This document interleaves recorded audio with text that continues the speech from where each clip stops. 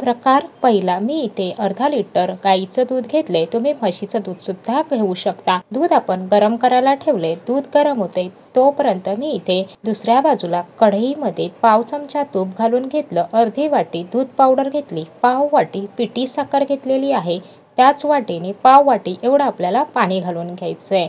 मी इथे पाणी घेतले. तुम्ही दूध सुद्धा घेऊ शकता, पण दूध घातलं की गुठळ्या मोडायला वेळ लागतात, म्हणून मी पाणी घालून घेतलेलं आहे. पाणी घालून आपल्याला छान असं ह्याच्या गुठळ्या ज्या आहेत दूध पावडर आणि साखरेच्या मोडून एक जीव असं हे मिश्रण करून घ्यायचंय. मी इथे गॅस अजून चालू केलेला नाही. पाणी घातलं, तुम्ही बघू शकता 1 मिनिटामध्येच आपली दूध पावडर आणि साखर छान एकजीव अशी झालेली आहे. अजिबात ह्यामध्ये एकही गुठळी नाही. आता मी इथे गॅस चालू करून घेतला. गॅस एकदम कमी ठेवूनच आपल्याला सतत ढवळत राहायचं. 5 मिनिटामध्येच आपलं इन्स्टंट असं हे कंडेन्स मिल्क तयार झालेलं आहे. इतपत सैल आहे, तुम्ही बघू शकता. आपलं उकळी आलेलं दूध आहे ते आपल्याला आता ह्यामध्ये घालून घ्यायचंय. दुधाला उकळी आल्यावर मी 5 मिनिटं चांगलं उकळून घेतलं. दूध आपलं थोडंसं दाटसर होईल. दूध आपण आपल्या कंडेन्स मिल्कमध्ये घालून घेतले. मिक्स करून घ्यायचं आहे आणि आपल्याला 5 ते 6 मिनिटं चांगलं उकळून घ्यायचं. आपण घरच्या घरीच कंडेन्स मिल्क तयार करून झटपट अशी बासुंदी केलेली आहे. 10 रुपयाला जे दूध पावडरचं पॅकेट मिळतात ना, ते जरी तुम्ही 2 आणलात तरी सुद्धा तुम्ही अगदी झटपट घरच्या घरी कंडेन्स मिल्क तयार करून बासुंदी करू शकता. तुमच्या आवडीनुसार तुम्ही ड्रायफ्रूट घालून घ्या, वेलची पावडर घालून घ्या. ड्रायफ्रूट वेलची पावडर घालून घेतली. तुम्हाला जरी आता ही इतपत सैल दिसत असेल तरी सुद्धा थंड झाली की ही थोडी दाटसर होते बासुंदी. दूध कंडेन्स मिल्कमध्ये घातल्यानंतर 5 ते 6 मिनिटं उकळून घ्यायचंय.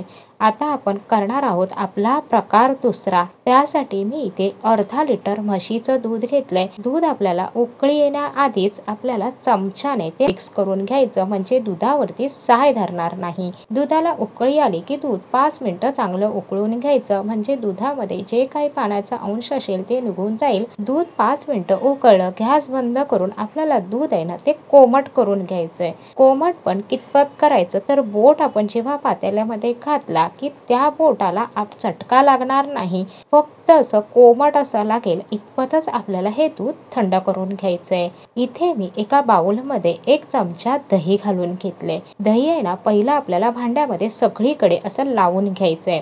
दही चांगलं भांड्याला लावून घेतलं की त्यामध्ये आपलं कोमट दूध आहे ते घालून घ्यायचं आहे. दूध घालून झालं की त्यामध्ये आपल्याला पुन्हा 2 चमचे एवढं दही घालून मिक्स करून घ्यायचंय. आपण आता ह्याचं दही करत आहोत. अर्धा लिटर दूध आहे त्यासाठी मी 3 चमचा एवढं दही घालून घेतलंय. दही घालून आपल्याला मिक्स करून झाकण ठेवून आपल्याला 6 ते 7 तास असंच ठेवून द्यायचं आहे. तुम्ही इथे बघू शकता 6 तासानंतर आपलं दही ती घट्ट झालेलं आहे. आपण दूध आहे ना ते 5 मिनिटं चांगलं उकळून घेतलं, त्यामुळे दही तुम्ही बघाल तर अगदी सुरीने सुद्धा कापता येईल इतकं छान आपलं हे दही तयार झालेलं आहे. आता आपल्याला इथे एक बाउल घ्यायचा, त्याच्यावरती अशी एक चाळणी ठेवून द्यायची आणि कॉटनचा कपडा घ्यायचा आहे. सुती कपडा थोडासा पातळ असा घ्यायचा की त्याला जास्त जाळी नसेल, पण थोडी हलकी असा पातळ जाळीदार कपडा घ्यायचा आहे. जास्त जाळीदार कपडा घेऊ नका. तर इथे दही जे आहे ना ते आपल्याला ह्या कपड्यामध्ये घालून घ्यायचं. कपडा जो आहे तो असा सगळा एकत्र करायचा. त्याचा एक टोक आहे ना तो असाच ठेवून त्याच टोकाने आपल्याला गाठ मारून घ्यायची आहे आणि आपल्याला हे दहीचा सगळं पाणी आहे ना ते काढून घ्यायचं आहे. तर दहीचं सगळं पाणी काढण्यासाठी आपल्याला दही अजिबात बाहेर ठेवायचं नाही, तर हे दह्याची अशी पोटली बांधून आपल्याला हे दही फ्रीजमध्ये ठेवायचं आहे. फ्रीजमध्ये जेव्हा आपण दही ठेवतो तर त्याच अजिबात आंबटपणा येत नाही. जसं मार्केटमध्ये श्रीखंड मिळतं ना तसंच श्रीखंड आपलं घरच्या घरी तयार होतं. जरी तुम्ही पहिल्यांदा श्रीखंड करत असाल तरी सुद्धा तुम्ही सहज सोप्या पद्धतीत मी तुम्हाला दाखवलेलं आहे. तुमचं श्रीखंड अगदी परफेक्टच तयार होईल. तुम्ही इथे बघू शकता. आता मी ह्यावरती नाही कोणतंही वजन ठेवलं तरी सुद्धा अगदी छान कॉटनचा पातळ कपडा आहे, त्यामुळे दह्यामधलं पाणी जे आहे ना ते निघून जात आहे. मी हे दही 24 तास असंच फ्रीजमध्ये ठेवलं होतं. वरती मी असा जड वजन ठेवलं होतं, त्यामुळे तुम्ही बघाल तर आपला चक्का किती छान तयार झालेला आहे. हे जे दह्यामध्ये पाणी होतं ना ते अर्धा ग्लास एवढं पाणी आपलं निघालेलं आहे. हे पाणी टाकून न देता तुम्ही ह्यामध्ये थोडंसं दही घालून त्याची कढी करू शकता, किंवा हे तुम्ही ताकामध्ये घालून ताक म्हणून सुद्धा हे पाणी वापरू शकता। तुम्ही इथे बघाल तर आपला चक्का किती छान असा तयार झालेला आहे। आता आपल्याला कपडा जो आपण घेतला ना, त्या कपड्याला जो चक्का आपला दही लागलेला आहे ना, ते आपल्याला सगळं चमच्याने काढून घ्यायचं आहे। अजिबात ते वेस्ट गेलं नाही पाहिजे। तर मी इथे आता चमच्याने कपड्याला लागलेले चक्कासुद्धा आहे ना, तो सुद्धा काढून घेतला। तुमच्याकडे विस्की असेल तर त्याने किंवा चमच्याने तुम्ही हे चांगलं दही 10 मिनिटं फेटून घ्या। दही चांगलं फेटलं की त्यामध्ये जो फॅट असेल तो बाहेर रिलीज होईल। आपल्या चक्क्याला छान अशी शाईन येईल, म्हणून दही चांगलं फेटा। 10 मिनिटं चांगलं फेटलात ना, ते एकदम हलकं आणि मऊसूत होईल। इथे तुम्ही बघू शकता मी दही आहे ना, ते अगदी 10 मिनिटं चांगलं फेटून घेतले। तुम्ही बघाल तर किती हलकं असं ते झालेलं आहे। चमच्याने अगदी सहज ते पडत आहे।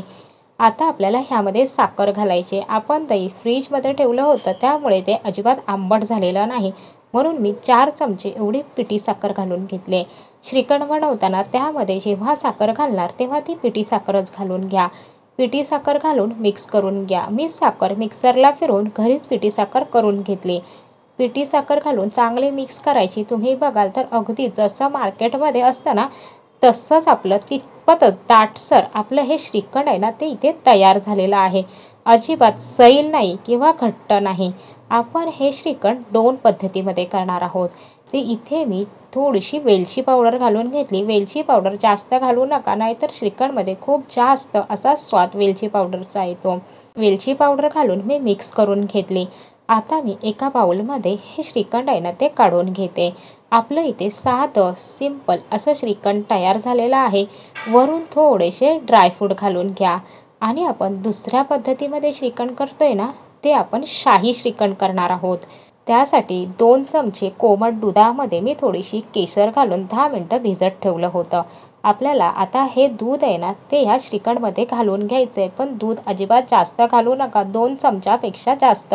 जर तुम्ही दुधाचं प्रमाण जास्त घातलात ना, तर श्रीखंड आपलं सैल होईल, म्हणून दूध कमी घाला। इथे मी थोड्याशा केशराच्या काड्या घालून घेतल्या। शाही श्रीखंड आहे, त्यामुळे केशर, ड्रायफ्रूट तुम्ही तुमच्या आवडीनुसार घालून घ्या। तुम्ही मिठाईवाल्याकडून जे शाही श्रीखंड आणता ते थोडंसं येल्लो असं असतं, त्यामध्ये फूड कलर घातलेला असतो।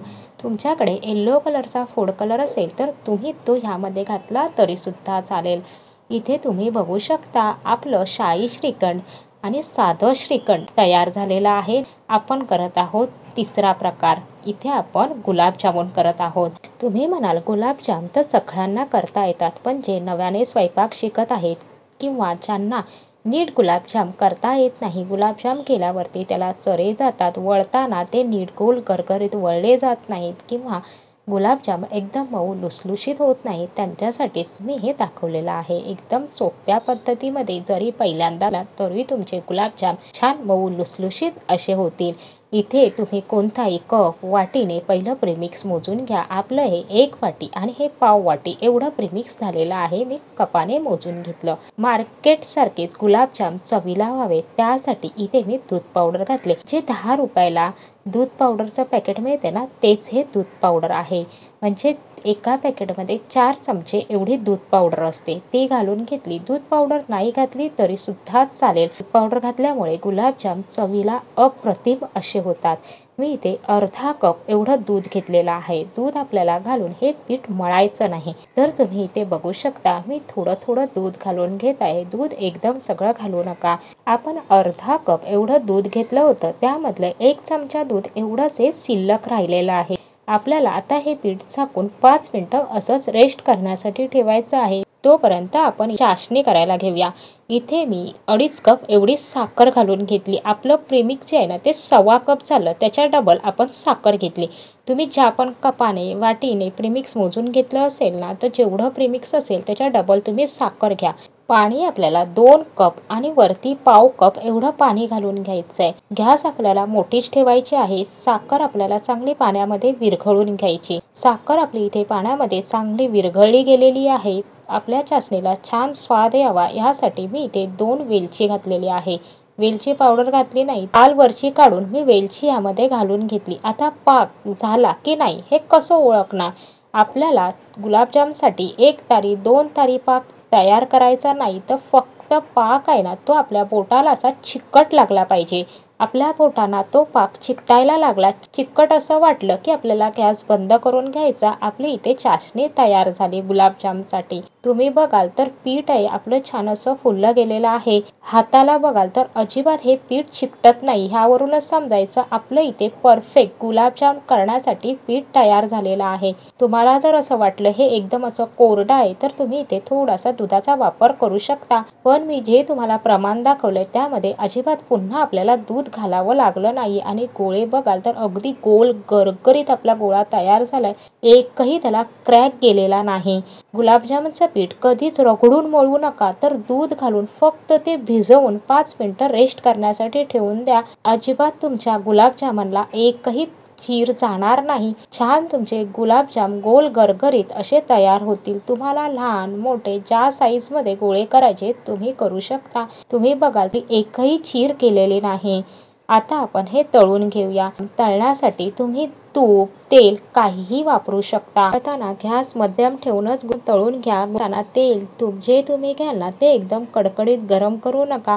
जास्त जर तेल तुम्ही गरम करून घेतला तर गुलाबजाम घातल्या त्याचा रंग बदली होतो आणि आतमधून ते कच्चे राहतात. म्हणून तुमच्या कढईमध्ये जेवढे राहतील तेवढे तुम्ही घालून घ्या. तुम्ही इथे बघू शकता मी अजून झारा, चमचा काही लावला नाही, तर जसे तळले जातात तसे ते हलके होऊन वरती येत आहेत. इथे बघा सगळे गुलाबजामुन अगदी छान असे वरती तरंगायला लागलेले आहेत. तळताना आता झारा किंवा चमचा जे तुम्ही घ्याल ना त्याने एकसारखे ते वर खाली करत राहा, म्हणजे सगळीकडून चांगले तळले जातील. पण बरेच वेळेला असं होतं ना की गुलाबजामुन ज्या वेळेस आपण तळतो ना तर कुठेतरी ते तळले जातात, तर कुठेतरी ना ते तसेच सफेद दिसतात. तर ते तसे दिसू नये त्यासाठी मी तुम्हाला एक ट्रिक दाखवणार आहे. म्हणजे तुमचे गुलाबजाम सगळीकडून एका रंगावरती अगदी छान तळले जातील. आता तुम्ही इथे बघू शकता आपले इथे गुलाबजामुन तळून झालेले आहेत. काय आहेत ना ते एका साईडने व्हाईटच दिसत आहेत. मी ते खूप खाली करून त्याला तळण्याचा प्रयत्न करते, पण ते काही तळले जात नाही. तर तेच तुम्हाला मी दाखवणार आहे की ते कसे तळायचे. तुम्ही इथे बघू शकता आपले जे तळले गेलेले गुलाबजाम आहेत ना त्याला एकही क्रॅक दिसत नाहीत. अगदी सारख्या रंगावर तळून झालेत. आता इथे बघा जे गुलाबजामुन आहेत ना ते एका साईडने सफेद राहतात, नीट तळले जात नाहीत ना, त्यावेळेस काय करायचं असा झारा घ्यायचा आणि जी बाजू तळली गेलेली नाहीये ना ती अशी झाऱ्यावर ठेवून ज्या साईडची बाजू कच्ची वाटते ती अशी खाली करायची आहे आणि नंतर आपल्याला ते तळून घ्यायचे. म्हणजे आपले गुलाबजामुन सगळीकडून एकसारखे छान तळले जातील. तुम्ही इथे बघू शकता सगळीकडून एकसारखा रंग आलेला आहे. आता मी हे काढून घेते, तुम्हाला अजून जवळून दाखवते. बघू शकता तुम्ही किती छान रंग आलेला आहे. गुलाबजाम तळून झाले, चाशणीमध्ये घातले ना की ते 1 तासभर तसेच ठेवायचे, म्हणजे जो साखरेचा पाक आहे तो अगदी छान असा गुलाबजाममध्ये मुरला जातो. इथे तुम्ही बघू शकता मी गुलाबजामुन काढल्या लगेच चासणीमध्ये घातले. आपले किती छान गोल गरगरीत एकही चीर न जाता आपले छान इथे गुलाबजामुन तयार झालेले आहेत. एक तुम्हाला कट करून दाखवते. मिठाईवाल्याकडे गुलाबजामुन जे मिळतात त्याच्यापेक्षा कितीतरी पटीने आपले गुलाबजामुन अगदी सॉफ्ट आणि मोत्याच्या दाण्यासारखे झालेले आहेत. तुम्ही इथे बघू शकता किती सॉफ्ट असे आहेत आणि छान एकसारखा आपल्या गुलाबजामुनला कलर आलेला आहे. मी तुम्हाला जी ट्रिक दाखवली त्यामुळे तुम्ही एकाच रंगावरती अगदी छान ह्या ट्रिकने गुलाबजामुन तळून घेऊ शकता. गुलाबजामुनचं पीठ आपण मळून घेतलं नाही त्यामुळे ते तळताना तेलावरती तरंगायला लागतात. तेलावरती तरंगायला लागले की समजायचं की आपले गुलाबजाम एकदम हलके जसे मिठाईवाल्याकडे मिळतात तसे छान सॉफ्ट असे तयार झाले. प्रकार चौथा. खोबरं डब्यात भरताना मी हलक्या हाताने ते दाबून भरले, एकदम घट्टही दाबलेलं नाही. सेम डब्याने अर्धा डब्बा मी साखर घेतले. तुम्ही जे कोणती वाटी कपाने खोबरं घ्याल त्या सेम वाटी किंवा सेम कपाने साखर घ्यायची आहे. अर्धा वाटी साखर आहे. मी ते खोबरं किसून घेतले. खोबरं जरी किसलेलं असलं तरी सुद्धा आपल्याला ते मिक्सरला फिरवायचं आहे. किसलेलं खोबरं थोडं जरी जाड असलं तरी सुद्धा वड्या नीट पडत नाही. मिक्सरला फिरवताना मिक्सर ज्या साईडला आपण फिरवतो ना त्या साईडला न फिरवता आपल्याला उलट्या साईडला मिक्सर थांबवत 3 ते 4 वेळा फिरवून घ्यायचा आहे. त्यापेक्षा जास्त फिरवायचा नाही. उलट्या साईडला मिक्सर फिरवल्यामुळे तुम्ही बघाल तर खोबऱ्याचा किस बारीक झालाय. असा बारीक किस करून घेतला की वड्या अगदी छान खुसखुशीत आणि रसरशीत तयार होतात.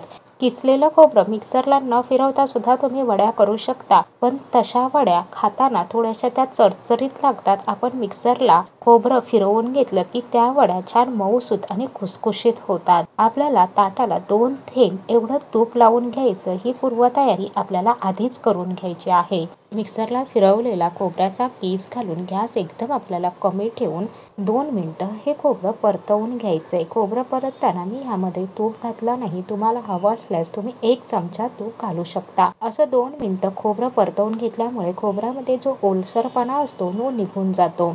तुम्ही इथे बघू शकता मी तूप घातलं नाही तरी सुद्धा कढईला तेलकटपणा असा दिसत आहे. खोबऱ्यामध्ये आपलं असं तेल असतं, म्हणूनच मी इथे तुपाचा वापर केला नाही. 2 मिनिटं मी खोबरं चांगलं परतून घेतलंय. खोबरं अगदी आपलं छान असं सरसरीत झालेलं आहे. अजिबात त्यामध्ये ओलावा नाही. तुम्ही इथे बघू शकता.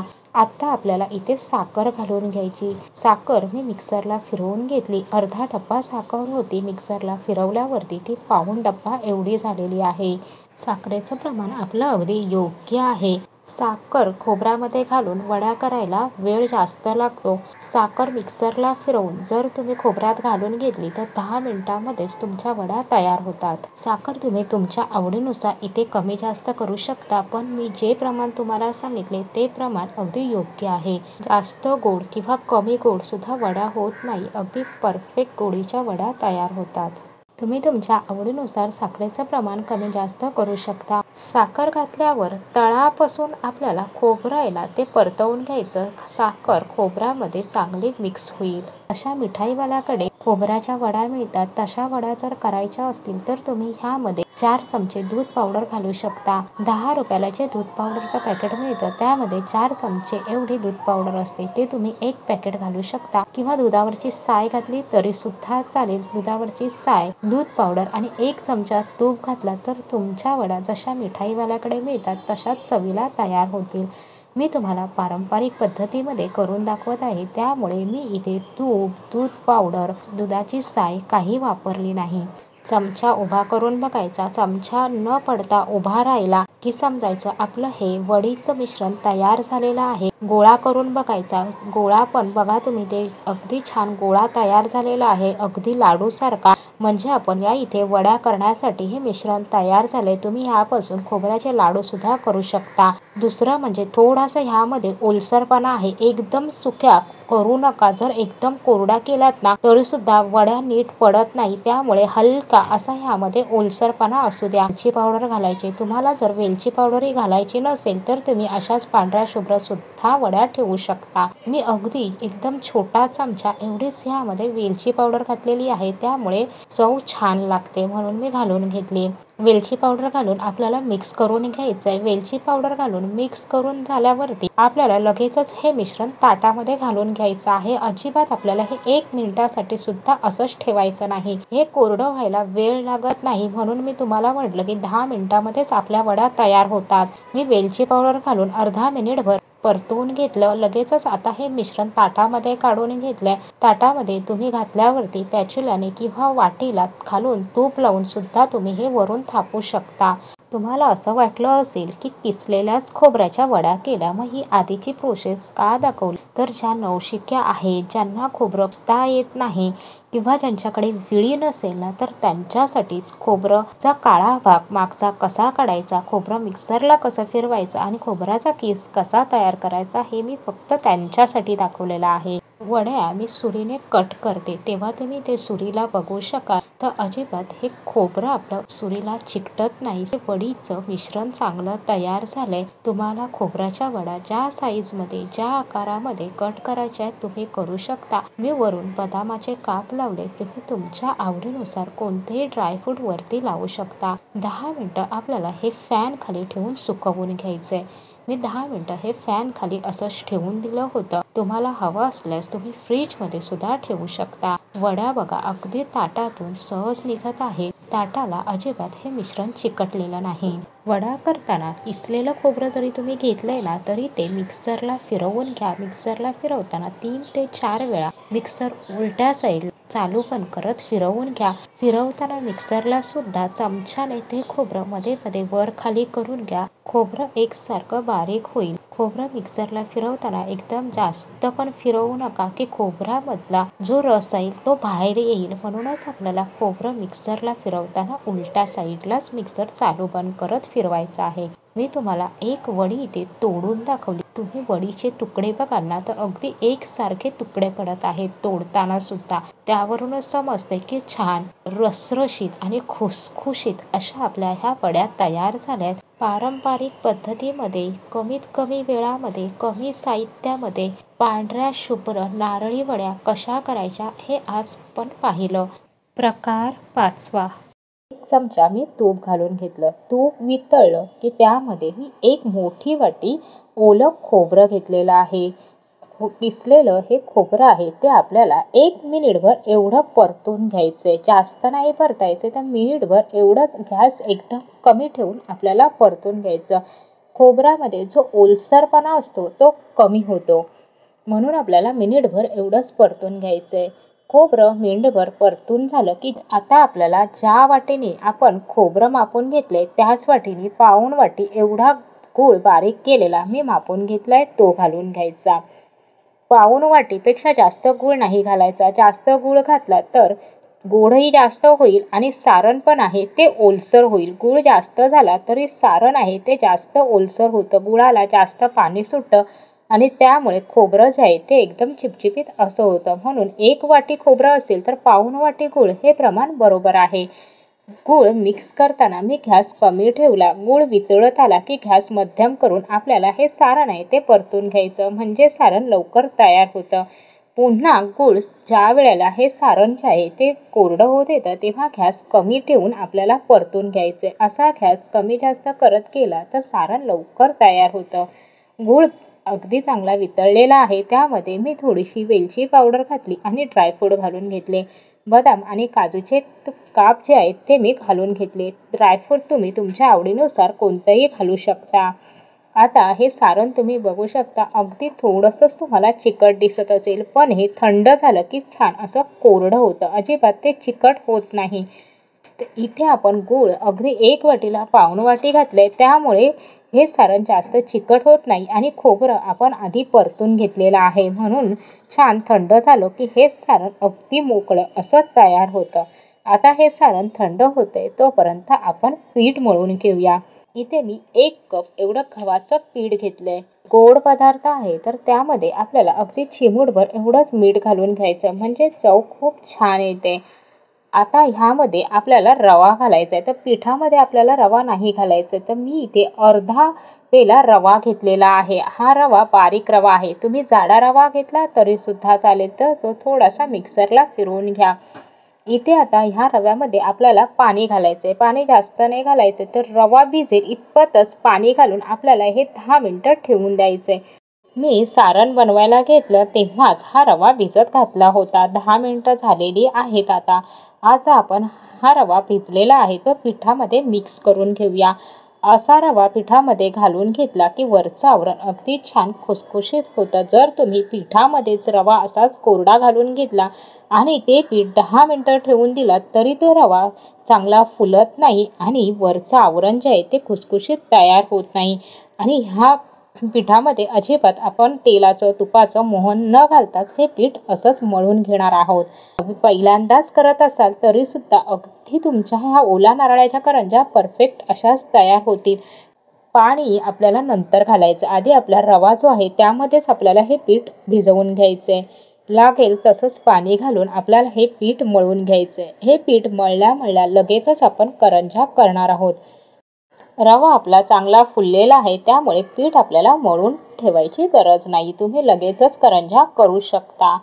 पीठ फक्त मळताना अगदी चांगलं रगडून असं ते मळून घ्या.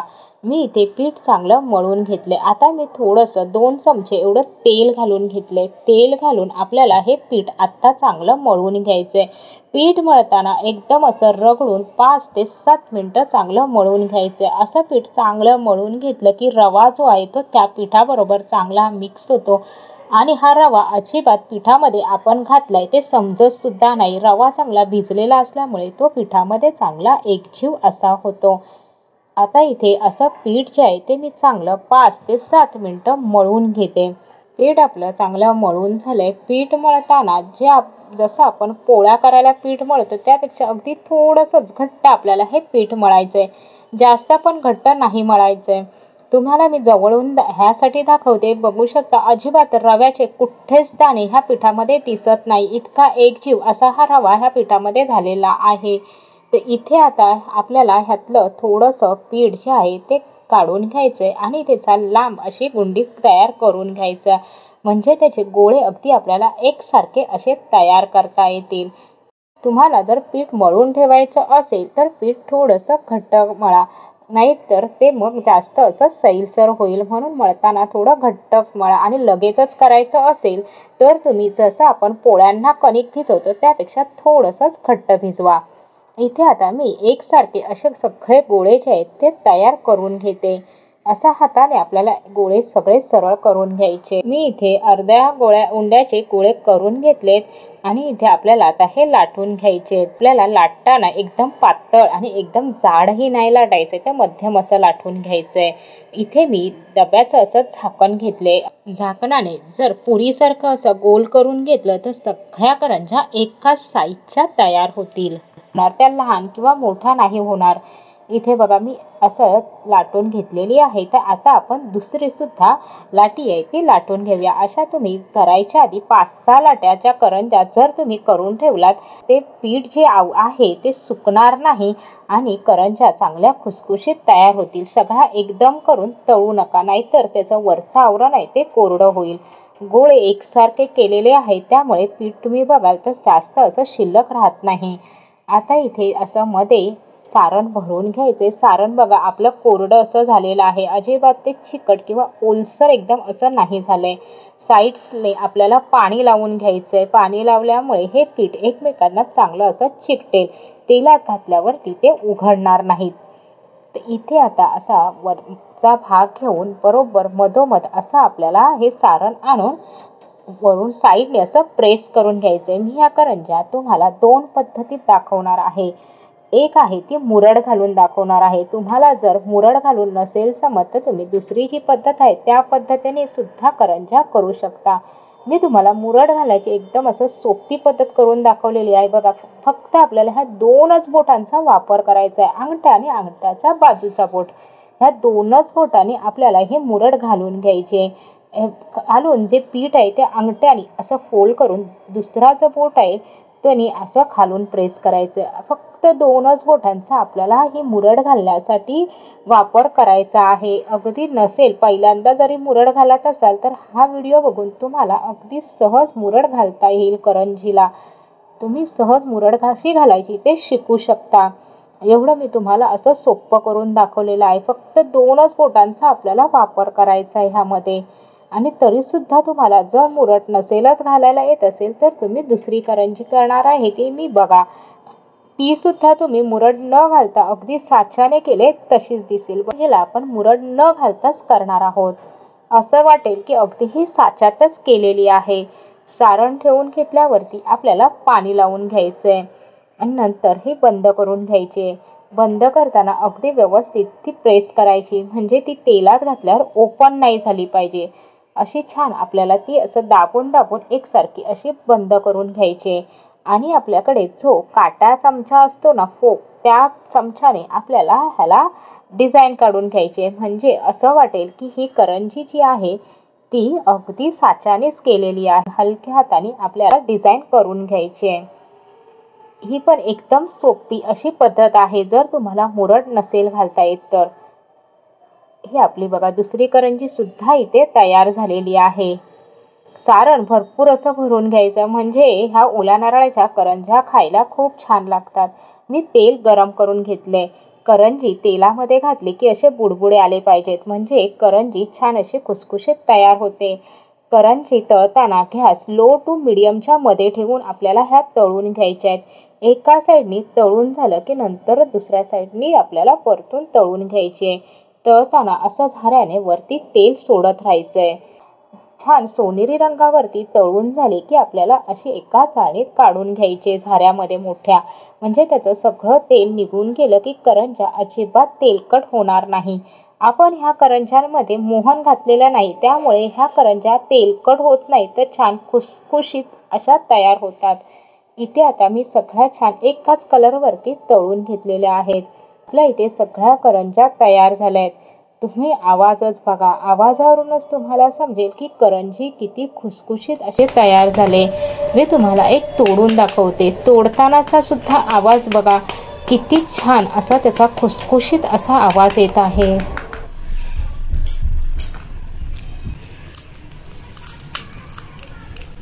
ह्या आवाजावरूनच तुम्हाला समजलं असेल की ही करंज्या किती खुसखुशीत अशा तयार झाल्या आहेत.